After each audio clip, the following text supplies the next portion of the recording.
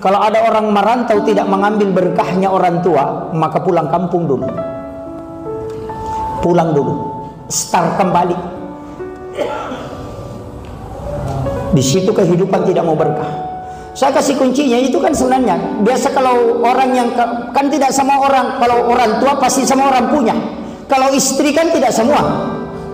Makanya kalau tidak orang tua sudah tidak ada, kembali ke istri, karena istri itu pokok, Pak. Kalau istri berdoa itu 3 kali lipat lebih cepat dibanding doa suami. Makanya orang hebat itu ada pada istrinya. Iya, kalau ada orang berhasil, Pak, dia istrinya.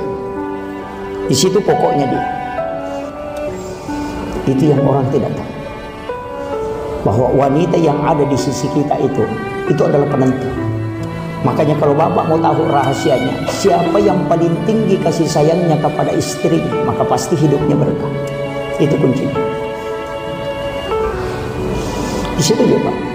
Makanya ketika istri yang berdoa itu tembus. Makanya yang belum punya istri ya sabar.